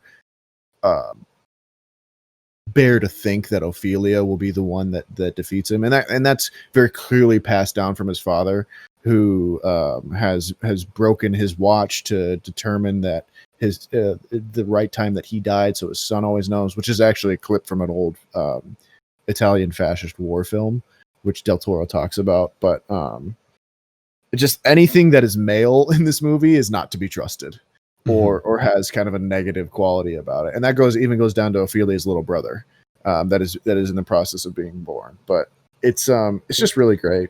I just enjoy it as such a thing. We say it's fantasy, it's really not. It's kind of it's more of a dark fairy tale, I would say. Yeah. The violence in it, Del Toro has a weird way of photographing violence that's very kind of abrupt and matter of fact, which I think works particularly in this. In contrast with the fairy tale. Like, he's not scared of it. He'll show you everything. Yeah, definitely. So, I think it's great. I think everyone's acting is great in it. I particularly love the writing. I've talked for a long time now. Someone else talk. He's so smart with the writing, and I think that's maybe one of the reasons why I get drawn into it so much. Like, there's so much things that need to happen when you have to read a movie.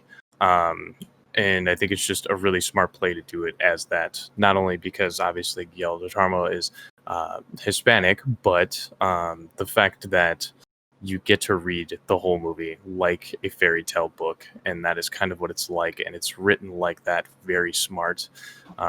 And he just does so many smart things. The correspondence between the characters, you could easily look at Mercedes, who is kind of like this caretaker at the mill, as a correspondent of the Fawn.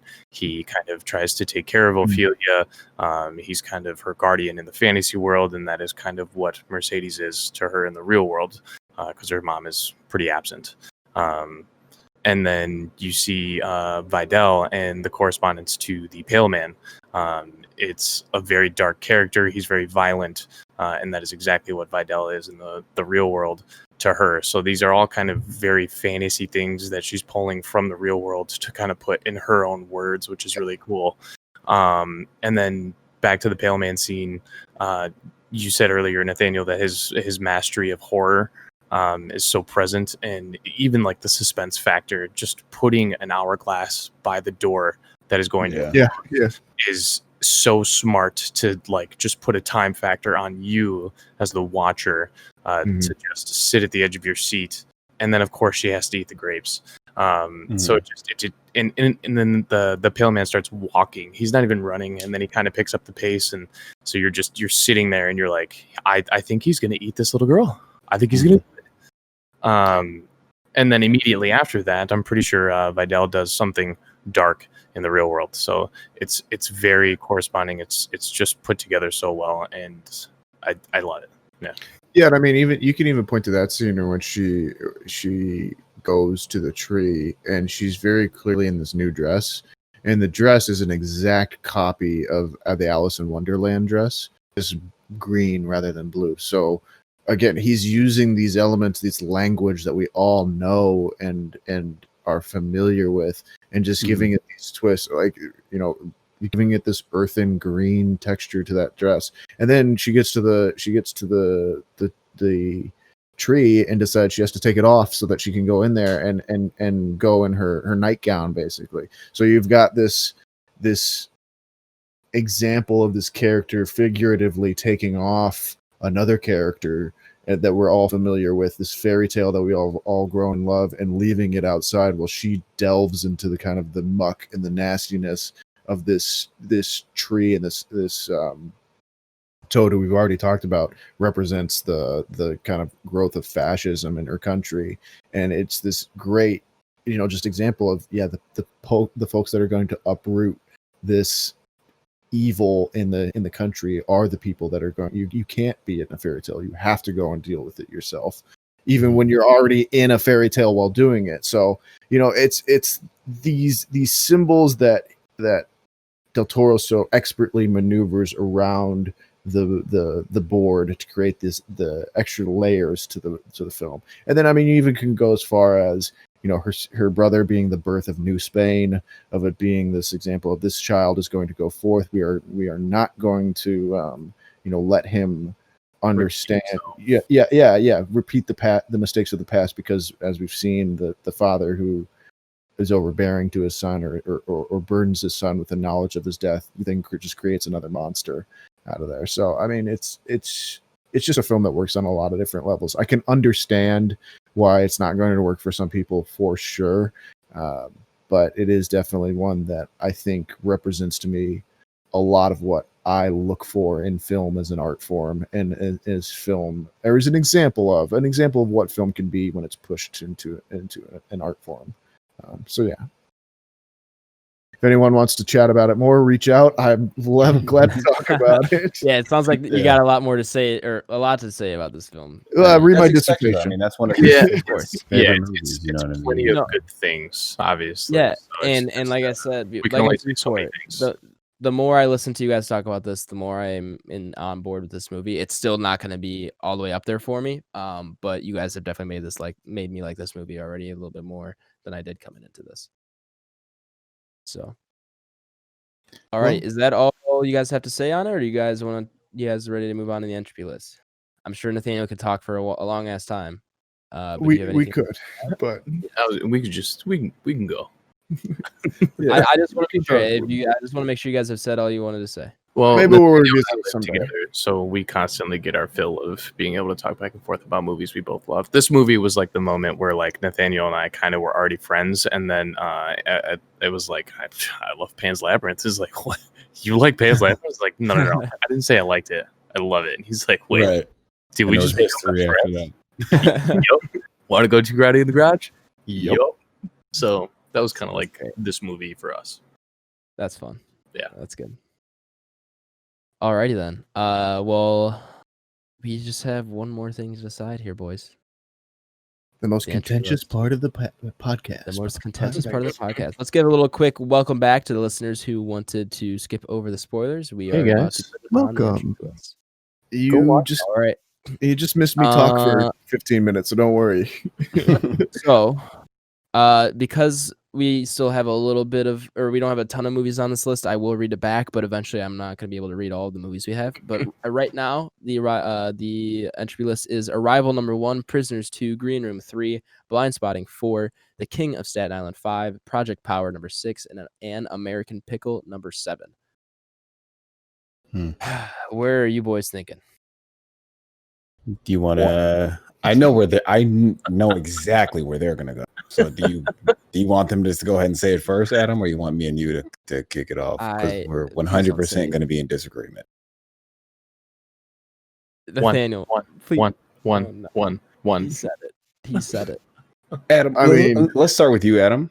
Yeah, Adam, where are you gonna have it? I would personally put it. Well, objectively, like looking at this list, I would put it below Green Room, above Blind Spotting. Okay. Personally on this list, it probably goes below Blind Spotting because you guys know how much I like that movie.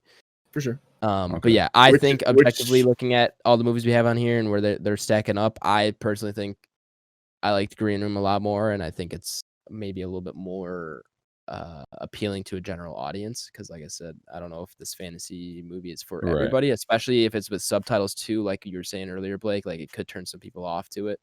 Right. But again, like I said, you guys have already made me like this movie more and more, so I'm not going to be super upset if it's not where I want it at. I don't know if I would put it at number 1 though. Okay. I'll pause for a moment. I do want to say, if you guys haven't, go and watch Blind Spotting, because particularly with what's going on in the world just a lot recently, it's a good watch, I would say, for a lot of folks. So yeah, I've been thinking about that movie a lot. Unfortunately, it just left HBO Max. But I thought it went somewhere else. I can check. But okay, so Blake, where do you think it should come at? I would put it. It hurts to say it. I would probably put it right above Green Room. Okay. I'm torn if I want to put it at. You're allowed to put it wherever you want. Like, I'm not gonna be mad at you. Yeah, I know. I do like the movie though. I do think I like it much more than Adam likes it. You know what I mean? Yeah, I'm getting that vibe too. Really quick though, it looks like Blind Spotting has not moved anywhere else. I think you can still rent it on Amazon for $4, but it looks like it hasn't moved. It is worth it, guys. It is worth it, especially with everything that's been happening recently. For sure, with the cultural tension, racial tension, a lot of stuff. Yeah, great movie. But as far as Pan's Labyrinth, I would, just to say something and stand on it, I'll put it at 3, and I'll leave it at that. Okay. I mean, for me, this is it. Again, I'm okay with divorcing myself from emotions on this and being a little bit on there. For me, it would be number 1. I think it's probably the best made movie out of the stuff that we've looked at so far. Mm-hmm. That being said, yeah, for sure, it's not going to be for everyone. There's for sure a hard fantasy element to this. There is also, it is in Spanish. I really would love the world to overcome subtitles and just watch everything with subtitles. But I understand that's a lot to ask, and I'm a weird person. But I'm okay with putting it at 3 if you want to go there. I'm okay with having it above or below Prisoners. Tyler's dying in a corner. Because Tyler looks like he's got a kidney stone or something. Yeah, Tyler's gonna fight hard for this one. I don't know where I'm gonna go on this. I don't know what's gonna happen. I'm so excited. If you don't want it at number 3, give me a reason why it should be above Prisoners or Arrival. I think it's just the most well-rounded film that we've seen. It's got the most elements to it. It plays on so many different things. It's got an incredible director, amazing acting all the way through. I just think it's the most well-balanced, put-together movie that we've seen so far. I will be very interested to see in your journey, Adam, if you come back to this in like 5 to 6 years, like what your feelings on this movie might be. Yeah, potentially. I just still did not enjoy this movie nearly as much. I mean, I didn't even like Prisoners as much as you guys did. I liked it, but I didn't like it as much as you guys did, and I just still don't think this movie is better than Prisoners. Mm-hmm. So, all right, are we? I don't want to piss anybody off, but like, is 3 okay, or are you guys not gonna be able to sleep? No, I mean, I can sleep. I can get over it. I guess I would like to fight for 2, just to split the differences, but I get And it. 2 would be over 2 would be over Prisoners, Prisoners. right? Which Above Blake, Prisoners, below Blake, I Arrival. don't know. Blake, would you be okay with that? You're the biggest Prisoners defender here. I'm a big Prisoners advocate. Yeah, I think know. we're all pretty big Prisoners advocates. I mean, Yeah. I'm the only one that wants it this high. So That's a toss up. I could watch either of those movies pretty much any day of the week. That's a tough one. If I I think had to be the guy to split the hairs, I mean, I think it would be difficult to put it over Prisoners because I think Prisoners is a much not easier film to digest, but I think it fits the masses of most people, right? If they want to sit down and watch a movie, if they still want to sit down and watch good cinema, I think most people would be more attracted to Prisoners, where I think we're cool with a lot of fantasy and kind of things of that nature. But wow, that shit. I don't know if most people want to sit down and watch that. You know what I mean? Pan's Labyrinth on Metacritic is 98. That's out of 100. Lord. That's what is it on IMDb? It's 8.2. Yeah, because we said Arrival was like 7 point. What 7? I mean, I guess we could tie break it that way. What's Prisoners on IMDb? Prisoners is 8.1 on IMDb. Oh, wow. Yeah. And Pan's Labyrinth is 8.2. do we want to tie break it like that? Even similar, Prisoners has 580,000 votes. Pan's Labyrinth has 606,000. So they actually are pretty close to one another. Are we okay? Do we want to put Pan's Labyrinth at 2 and tie break it? Would we all be okay based with off that? the ratings? No? I mean, yeah, that was our original. That was our thing. Yeah. I would be okay with that. I could live with that.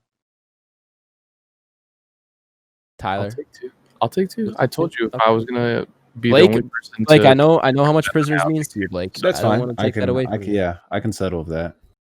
You still got Alrighty. Denny V #1, bro. That's we the still thing. got I was like, Denny we V number still one. got him at King of the Crown. So Man, Alrighty yeah. then.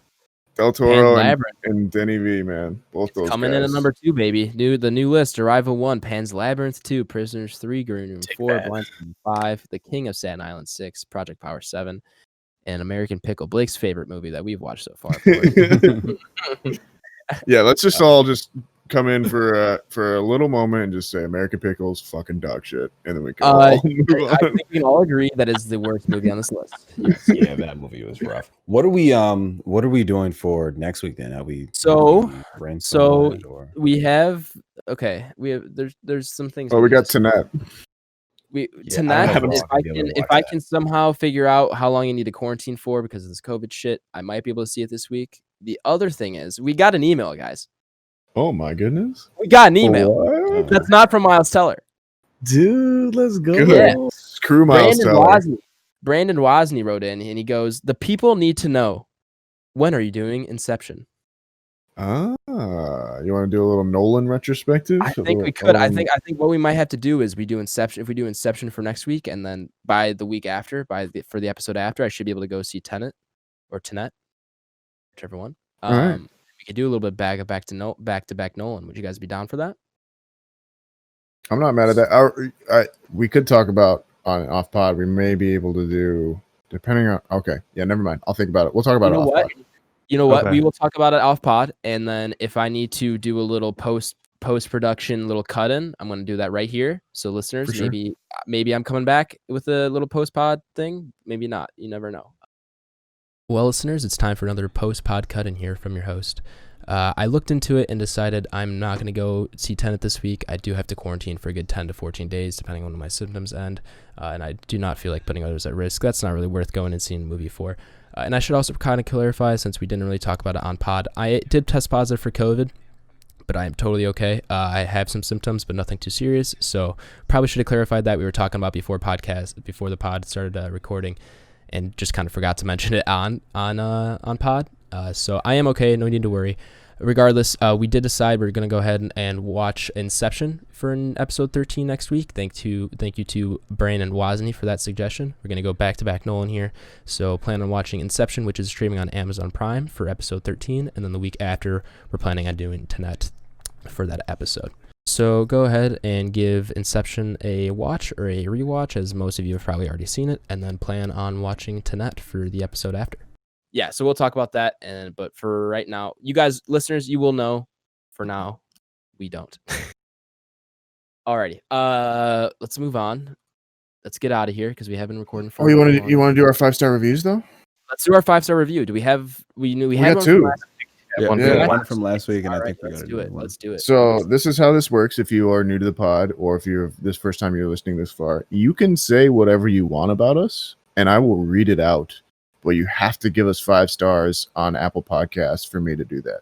So if you want to hear this voice read your words, then you need to review us on Back Row Banter on Apple Podcasts and give us 5 stars.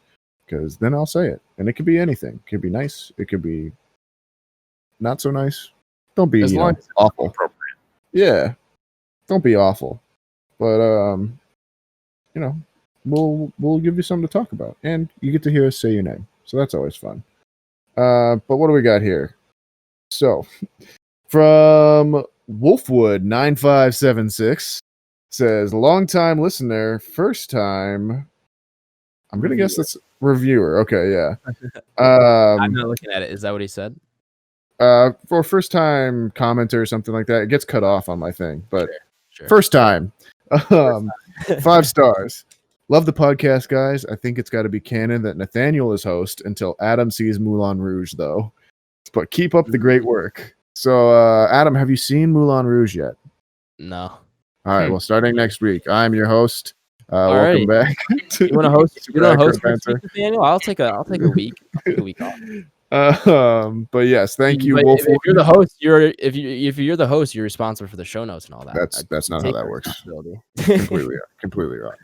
So I do all the work and getting on the credit. Is that what's going on? Yeah.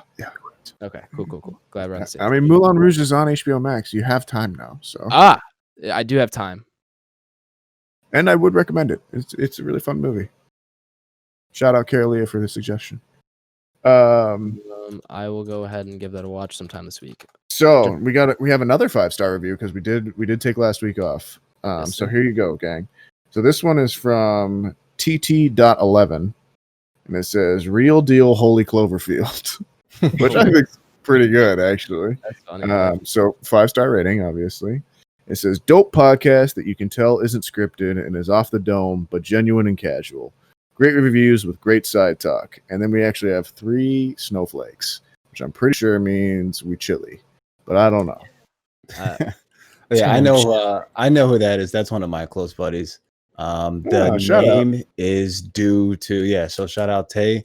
The name is due to him being a giant fan of the Cloverfield franchise. Okay. Me and him have had Ten Cloverfield Lane is fantastic. disagreements I love about. 10 Cloverfield. Does he like the third one? Because the third one's trash, but the first 2 are great. So he loves them all. We've had a few disagreements on the third one. I mean, the third one's so trash that it killed the franchise. Like Overlord was supposed to be a Cloverfield movie, but after the third one, they were like, "Nah, fam." Right. And he saw Overlord. So he does like that though. But yeah, I tried to plead to him that I didn't think the third one was the best film. But yeah, the first one's not bad. But yeah, so that's a shout out him. So I know he's real big on. I mean, those 10 and the Cloverfield Batmans. Lane is fantastic. I love that movie. Yep. Yeah, if you really like 3, shoot me an Instagram message. I want to talk about this. We'll find out. Yeah. All right. I think that's it. That's it. Episode number 12, guys. Let's do some plugs here. Share the podcast, please. Please do. Please spread the word. Tell a friend. We want to grow, and we're not going to do that without some help. So please share the podcast. If you want to follow the show, you can do so on Twitter at Banter Row. On YouTube, we're just Back Row Banter. Please go sub there, even if that's not your primary choice for listening. We appreciate the sub. And then if you want to contact us, just like what was his name, Brandon Woz? Brandon Woz. Yeah, Wozny. Yeah, go ahead and email us at backrowbanterpod@gmail.com. I guess we're taking movie suggestions now. I mean, I'd be down for that if you guys are. I wouldn't be against that. Send us your movie reviews. Let us know what you thought of Pan's Labyrinth or whatever else we're watching. Yeah, please do. We'd be happy to read some of those on air, depending on how long they are and everything like that. Yeah, if you've been wanting to hear your name, you want a shout out from us, just ask, just email, just let us know. Yeah, there you go. Blake, where can the people find you at? Letterboxd, man. BlakeHolder. So I'll be on there logging some stuff. I do want to try to get to that Poughkeepsie Tapes, right? Did I pronounce that right? Poughkeepsie. I Poughkeepsie. butchered that. Yep, Yeah, Poughkeepsie very hard. Tapes. And earlier when I was trying to pronounce it, I was looking at how it was spelled, and you Yeah, just can't do those two things at once. yeah, 'Cause I agree. It looks like Poughkeepsie, Mhm. like Yeah. because it's there's a GH and then it's two E. It's just it's hard. But yeah, Poughkeepsie. I think that's what we're going with. Poughkeepsie. Yes, Poughkeepsie. sir. But yeah, you guys can find me on there logging some stuff. I got to throw in what I watched this weekend, so you'll see my ratings on those. All right, And all right. Tyler, we're gonna we'll go to throw it me? over to you.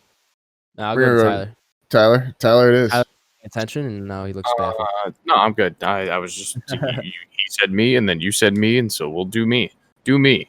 I would love to do you. Tyler. Go ahead. I Twitch every now and then. I still say that every time, even though I haven't Twitched since the first time we did this. It's El Trabajo, ELTRABAJO 87. And then Insta, Letterboxd, and Twitter. It's Tyler Vidalis, VIDALES. All right, and Nathaniel. Yeah, you can find me just down around the shops or wherever you want. But you can also find me on Instagram at NathanielG92. My name is spelled with an I. Oh, and we lost him. He's out. He's back. He's in. I don't know why that happens. I don't either. We'll Hold have on, to I figure gotta it out. unplug my mic again. Well, here's some filler for you. let's Captain go. Vidal.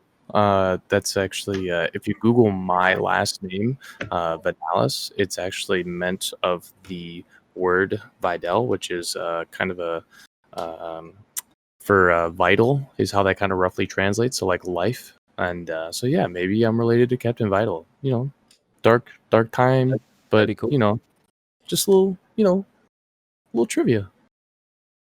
I like that. That was good filler. Your filler tie from now on. I think that's your All right, new man. All right. Hashtag filler name. tie. That's your new name for September. There you go. I'm sorry, guys. I'm back, but minor technical difficulty there. But you can get me over at Twitter and Letterboxd at NSGingrich. That is NSGingrich. And then please follow us at Back Row Banter on Instagram too. Back Row Banter Pod might be the name, or is Back Row Banter? I don't know. You'll find us. It's in all of our bios. I'm pretty sure it's Back Row Banter Pod. Alrighty. And then if you want to find me, I'm on Twitter. I'm at amschwartzy. On Letterboxd, I'm at Aish, and I'm also at Aish on Twitter. That's AYYSH. Go ahead and follow me there. Yeah, that's really all I got. I think that's all we got for episode number 12 of Pan's Labyrinth. We'll miss you guys. We love you.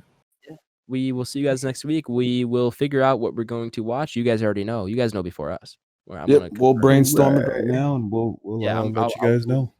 We'll probably, you know what? I think regardless of what we decide, I'll probably just cut in and make it clear what we're gonna watch. For sure. That's cool.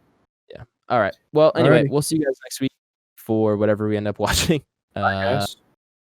BRB. Oh, we lost Adam there. I did that. did that. I did that. I clicked the wrong thing on Discord. All right. We'll see you guys next week. We'll be our Bye. BRB. BRB. BRB.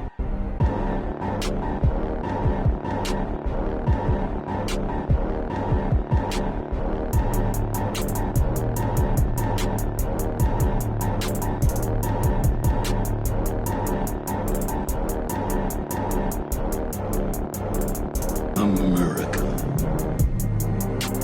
Ready for another lesson.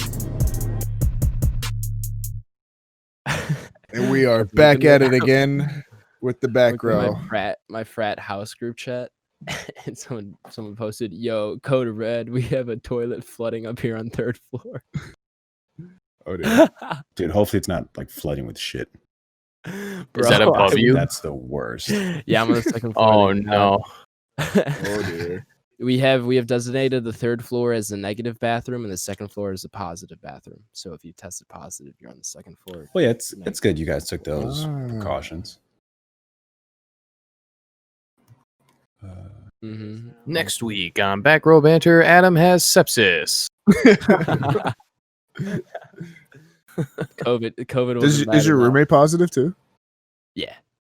we assumed, and then we assumed 'cause I got my us. test results like a day before him. I got mine yesterday. He didn't get his till this morning, but we kind of. I'm not fighting him anymore then. Oh, good news, Nate. Noah, Nathaniel's not fighting you anymore because you're. Wait, his name's Noah? No, I said Nate.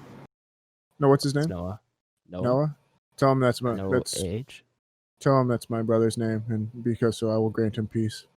Oh, Nathaniel said Noah is his brother's name, and because of that, he'll grant you peace. Sounds good.